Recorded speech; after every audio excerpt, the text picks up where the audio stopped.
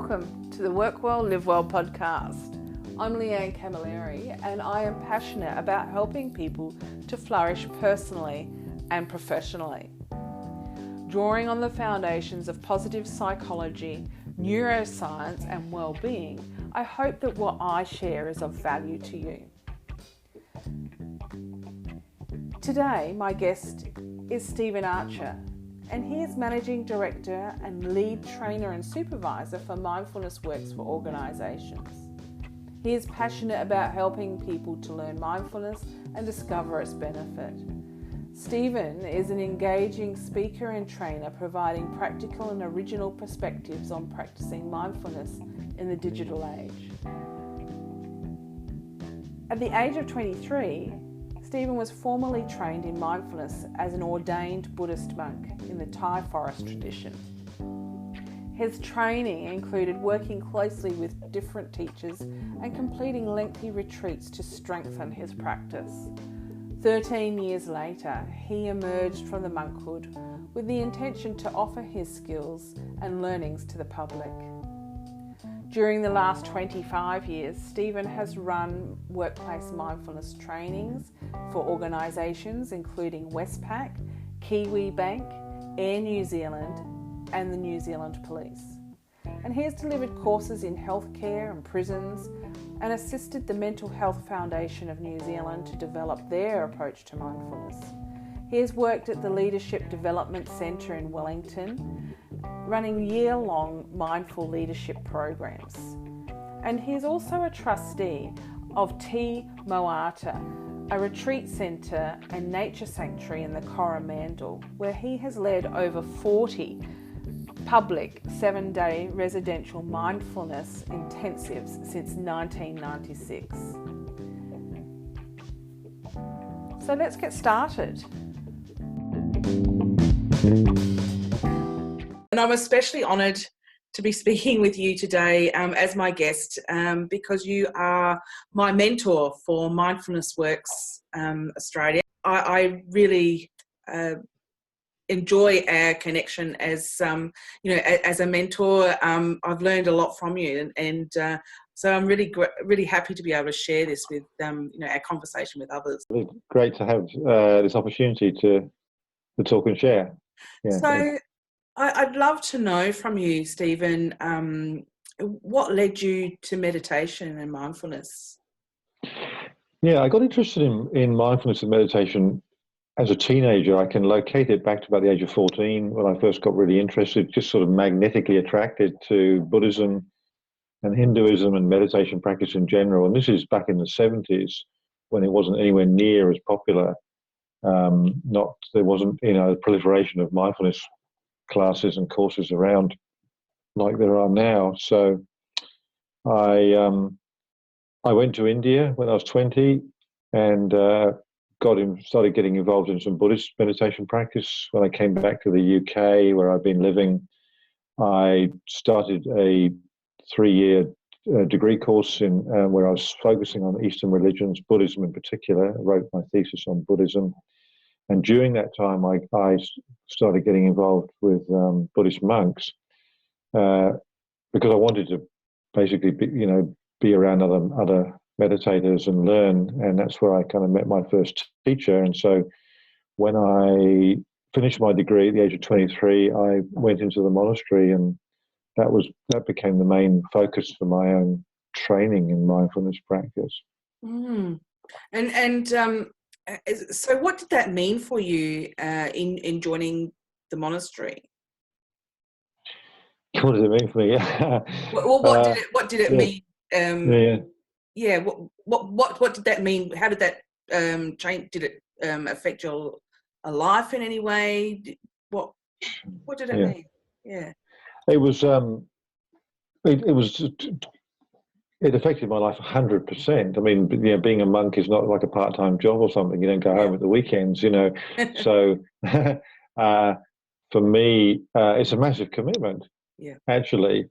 And really, I was really hungry to learn mindfulness. And I recognized that the best way to do that was to be. I wanted to hang out with professionals. I wanted to be with people who were living and breathing this stuff. Who get up in the morning, do like an hour of meditation. We would do, in the monastery they would do an hour of meditation in the morning, an hour in the evening. The whole emphasis on the lifestyle was to be mindful through the day, and it was a very simple life. Yeah. But in order to join that community of practitioners, the entry level requirements are quite high. You had to take on vows of celibacy. You had to give away all your money, all your possessions, live an incredibly simple life that was very disciplined. And the disciplines were basically, take on moral commitments. No drugs and alcohol, no killing, lying, stealing. Just the basic sort of foundational. Which actually have a very stabilizing and grounding effect. Yes. Have a very regulating effect on the body mind to live in that way, which is kind of harmless and balanced and a way of maintaining your energy and vitality. The purpose of that is not because you're trying to be kind of pure as a driven snow, but actually because there's a recognition that if you've got that a strong foundation in a wholesome lifestyle, that's the best conditions from which to then be developing a practice of mindfulness. So for me to step over into that was, life-changing for me. I had been edging towards that kind of life. I was meditating a lot. I'd cleaned up my life somewhat, stopped drinking, all the rest of it. My sort of student days, I had a lot of partying, but I'd sort of cleaned myself up from that because I realized, that mindfulness practice requires quite an intense kind of sobriety, really. Yeah. And it obviously is, well, to me, it's it sounds to me like a beautiful way of being, really. A very pure way of being, and I can imagine, I can see why it has perhaps stuck with you ever since as a way of life. Well, it has. I mean, it has and it hasn't. I mean, going into the monastery in my early 20s and then I stayed in for 13 years. So by the time I came out of the monastery, I was 36. And around that, it wasn't like there was a kind of a crisis or something awful, but I just naturally felt like it was time to spread my wings and extend my life beyond the confines of a monastery, where there's a lot of emphasis on solitude and silence and stillness and simplicity. And I'd never been in a relationship. I had no professional life as such, although I'd started to teach mindfulness as a monk and worked as a Buddhist chaplain, going into prisons, working with the dying, giving talks, running retreats. But fundamentally, the spirit of that life, which was a spirit of mindfulness, practice of mindfulness and the kind of self-awareness, that has certainly stayed with me. Yeah. Absolutely. Yeah. So with all that experience behind you, how does resting our minds contribute to our well-being? I experienced how it did at an early age, and the body is the witness for that, if you like, because my mind was complicated and more complicated when I was younger. But when I started practicing mindfulness, I started recognizing that I felt better bodily, more calm, less crazy, more regulated, less emotionally reactive to stuff. And at times would particularly when sitting meditation, would sometimes drop into states of incredible peace and calm, which felt very natural and very inherent, just and quite timeless. It's only more recently, of course, with all of the interest from neuroscience that we're actually starting to understand from a clinical point of view about the way that mindfulness actually promotes well-being and its capacity not only to regulate, the cognitive and affective regulation, which is really quite core, so that it makes us more resilient to stress and actually promotes feelings of well-being, feelings of empathy, more focused mind, a mind that is less disturbed or distracted. So, you know, when I consider mindfulness, you know, I draw upon my own experience and what I've come to discover myself, which, of course, you know, from the wisdom traditions, which are very ancient, but also it's very helpful to draw upon the modern research that actually shows from a kind of clinical point of view something of the mechanisms of mindfulness and how this stuff actually does work to generate health. Yeah, and I guess, you know, when we consider, you know, mindfulness or meditation, at one point in the past was probably seen as a bit woo-woo, you know, by the, you know, by people who didn't understand it, and surely a lot of opinions were around that. But since science has come into the equation, it really validates the benefits, and the benefits far outweigh the power of those opinions. Would you agree? Yeah, and I think it's a very relevant inquiry into all of that. I mean, what you might consider to be, excuse me, the woo-woo aspects were that up until really the last sort of 20 years, then mindfulness practices were, if you wanted to learn about mindfulness, you would need to dip into some of the ancient wisdom traditions. Marvelous though they are, they're also very, very old, sometimes, and all of them have some seriously outdated aspects. They're very patriarchal very often.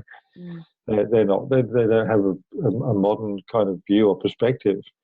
And there's an awful lot of acculturation that's got wrapped around them in terms of rituals and all the rest of it. And that stuff is exotic, foreign, can't connect to, not necessarily relevant for 21st century. Yeah. And people have that kind of fear. If we're going to practice mindfulness, we're all going to be lighting incense and doing all kinds of weird stuff.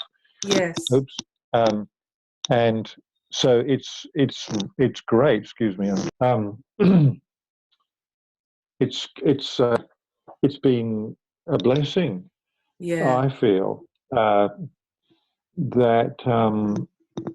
there was a Tibetan Buddhist master who said that Buddhism was going to come to the West through psychology. My partner told me this the other day, reminded me. And I thought, actually, it's really true, because it's those kind of key principles and key understandings have come, but they've come in a way, because we're drawing upon new perspectives from psychology and neuroscience, that the narratives and the presentations of instruction are completely relevant and credible for our culture, and need to be. And the great thing is that it means that it can create benefit for so many more people. Yeah. Because the evidence base is strong. You know, like here in New Zealand, there's mindfulness programs happening in over 300 schools in New Zealand. You've got mindfulness in healthcare, you've got mindfulness in the workplace. It's all over, you know, it wouldn't have that degree of, wouldn't have pervaded society so fully. And I think it will continue to, if it wasn't for the science. And so thank goodness. Yeah. And I think, you know, just in my relatively small experience, what I have learned in that time is you know, people can have an opinion if they don't understand mindfulness or meditation at all. They can have that preconceived idea that it might be sitting with incense, you know, sitting on the floor with your legs crossed, and you know, all that sort of thing. Not to take any of that away, but the benefit of the practice is so instrumental to our well-being in finding clarity and you know, peace. And you know, so many people report, you know, when they start, they have these opinions. By the end of the, you know, the course, you know, that they have some sort of relief and a new perspective, and I really appreciate that. You know, when I see that transformation, I guess, and I would assume you've seen a lot of that.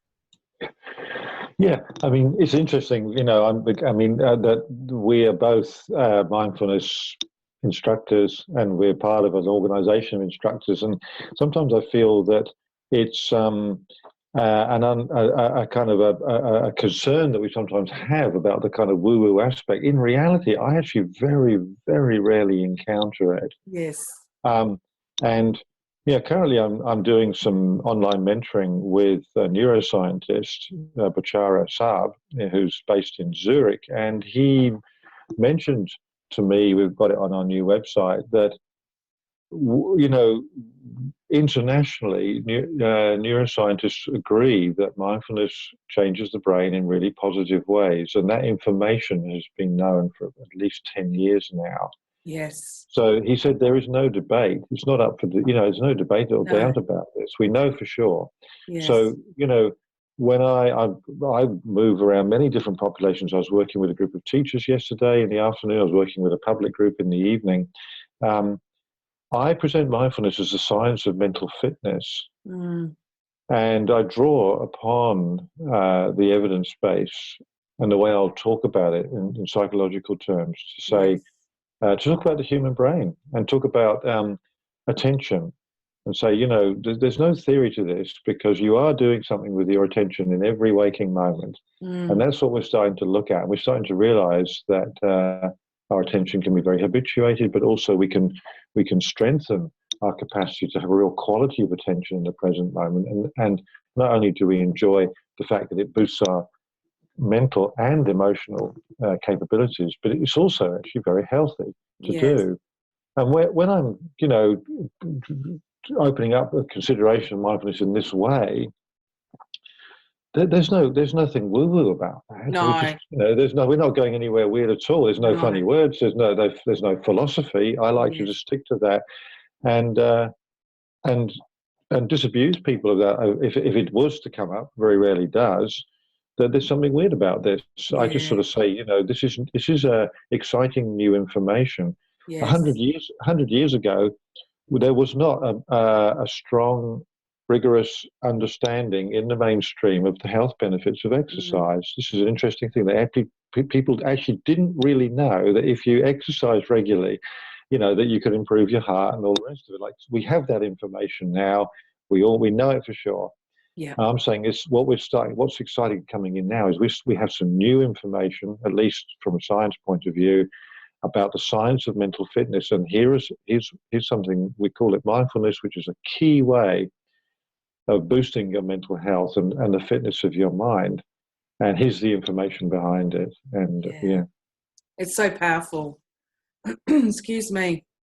Stephen, you've made a significant contribution to mindfulness in the workplace and other areas, in prisons, etc. How has it been received? How has mindfulness been received in those areas?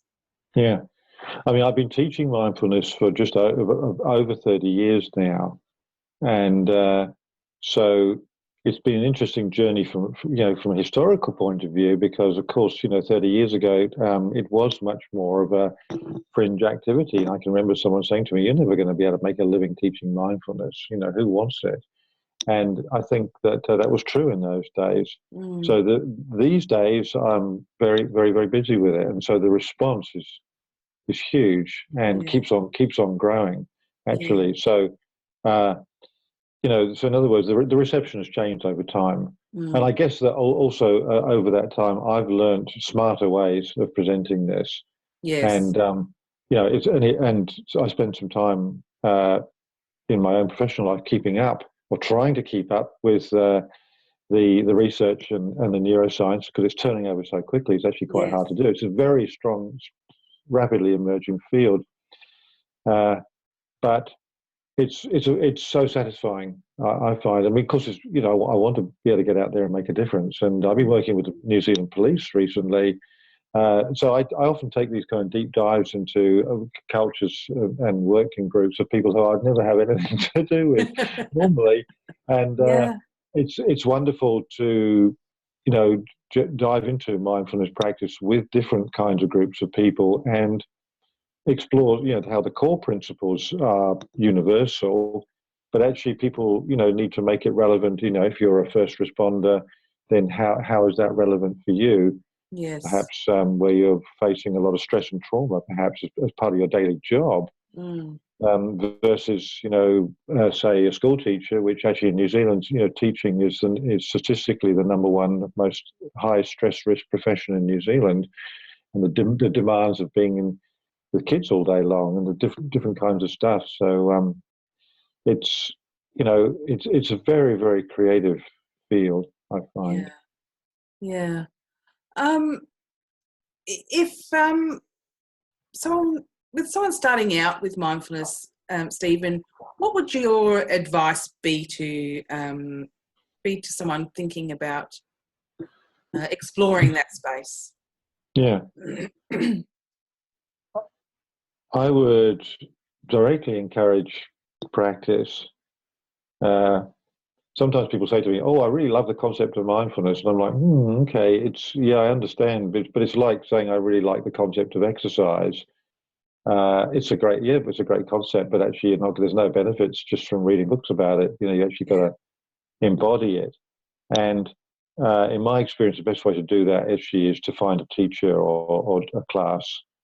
I know that a lot of people actually do come to it through apps and YouTube clips, and which is fine. I have no problem with that, but I think you can't beat it, in terms of being in the company of somebody who has spent years practicing and learning how to embody mindfulness. I want to be around that person. I want to see what they look like, what it feels like to be in their company, hear them talk, be able to ask questions. And so getting along to a mindfulness class definitely is the best way to learn and actually practice with other people. And if you're living in any big centres or even medium-sized centres now in Australia or New Zealand, that's perfectly possible. Yeah, and I totally agree with that. In a class, there's so much richness in a class, isn't there? A group, there's conversation is so rich, and learning off of everyone else's experience as well is very is also very enriching and eye-opening in sometimes. That's right. I'm also very fond of retreats, which I consider to be immersion experiences, which is a way of just fast tracking it. And I noticed that when we go, when I teach retreats, and we might do perhaps about 9 hours of practice a day. It's not boot camp. I don't really recommend pushing it so far that you're going to kind of be on the edge of stressing oneself out about it. But just to commit to doing a retreat where there's more intensity of practice, that people can learn a lot about mindfulness in just a few days, which would be the equivalent of going along to a weekly class for a year or so. So that is also a very relevant and practical, beneficial way of learning mindfulness, is to sort of just take some time out to do a retreat. I think part of that is because we tend to have very busy minds, very cluttered minds. We spend a lot of time in front of screens. And just to be able to get away to a quiet environment and have a few days for the mind to quieten down, actually it's a lot easier to experience mindfulness in that way initially and get a sense of how to really engage with the practice. If someone was thinking about doing a retreat and fairly new to mindfulness, is that something that you would advise, or should they do a bit of background work first? I think doing a few classes first is a good idea, and actually trying to introduce a regular practice into one's own life, and then somewhere down the line taking it to that next level by doing a retreat. Yeah. And also there are many different kinds of retreats, and so as much as possible I'd try and find one that was within the mindfulness tradition. I mean, sometimes people might throw in all kinds of other stuff, which is okay, but I like to just say just to keep to that and to just deepen that practice. Yeah, I guess that's a good point to make too, because we are all different and we are all stimulated by, I guess, different things. So finding something that fits you and your comfort levels or your interests is very important too, isn't it? You know, we might go to someone and we might not be comfortable for whatever reason, but playing with it and exploring it is really great to find where you fit in, in exploring it. That's right. That's right. Yeah. I think all of the mainstream mindfulness classes are fine and have a very wide spectrum of for people to come along to. Absolutely. Just some retreats are very intense or austere, even if they're kind of spiritual type retreats. Sometimes come in all different shapes and sizes, and sometimes people go for a lot of intensity, or they go for something more extreme. And I found more helpful to just have something that's more balanced. Personally. Yeah. Look, as we come to the end of our chat, I'd love to hear from you if you have any book recommendations or a TED talk or any advice to live by that you would like to share with the audience. Yeah. I don't have a book on TED Talks that jump out at me, although of course there are so many of them, and putting them all together, I find helps to keep me stimulated, motivated, and orientated towards this practice because it is a practice. So it's very much about what's going to motivate me to actually do it. Yes. But my recommendation would be to if there's an interest in mindfulness, as I mentioned earlier, to think about how, it's much easier practicing with others and having a sense of community. I think, to develop, the practice of mindfulness goes against the grain so much of our mainstream culture, which is just, intense, because especially with being in the information age, we can stimulate our minds intensely 24/7, and it's just endless, especially once we get in front of any device. Yeah. To actually quieten the mind is quite a sort of against the grain practice to do, and actually to practice contentment in the present moment rather than the kind of consumerist thing or even the kind of relentless self-improvement thing sometimes can be disturbing. And mindfulness cuts right across that and says, stop, pause, breathe, relax, and feel the fullness of your being in this moment. Nothing needs to be added to, nothing needs to be taken away.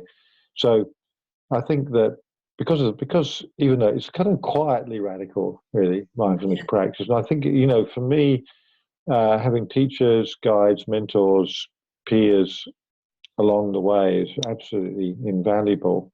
Yes. To help me to start having a sense of like, well, how to assist me to actually start embodying mindfulness practice.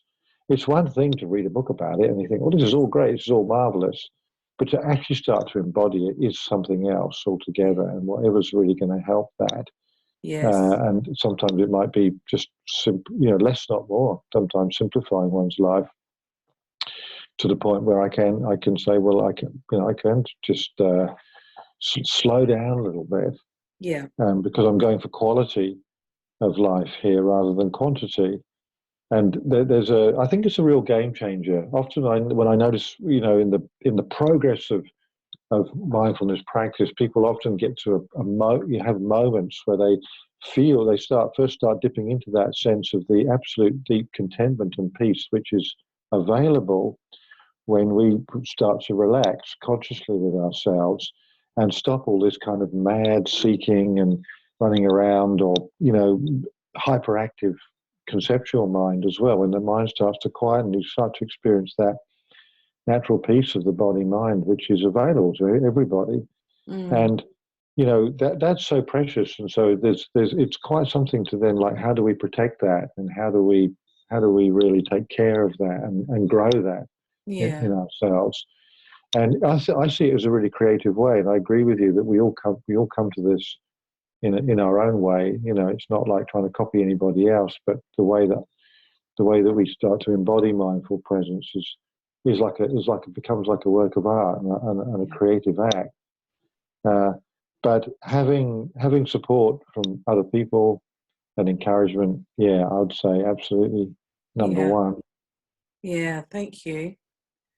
As we close this chat, if anyone wants to learn more about mindfulness, of course they can touch base with, check the Mindfulness Works website for courses, etc. But if people want to find out more from you, how can they find you? Oh, sure, Leanne. Certainly from a professional point of view, they can find me on the Mindfulness Works website. If they're interested in doing one-on-one work with me, because I do a lot of online supervision and mentoring, or they want to come along to some of my residential retreats, I run several a year, the best thing they can do is to look at my other website, which is mindfulness-training.co.nz. So it's mindfulness-training.co.nz. It's a smaller website, and that's just for the personal work that I do with people. So, it's all there. Yeah, and I'll share both of those links in the notes for the podcast as well. So thanks so much. Thank you. It's been really great to speak to you.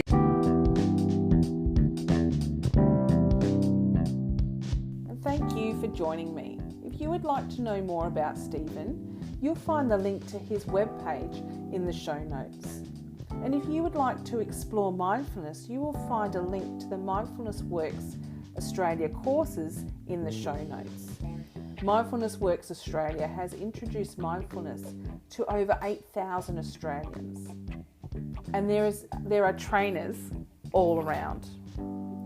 I teach at Ridgehaven and Barossa Valley, and you are sure to find a course near you. Bye for now.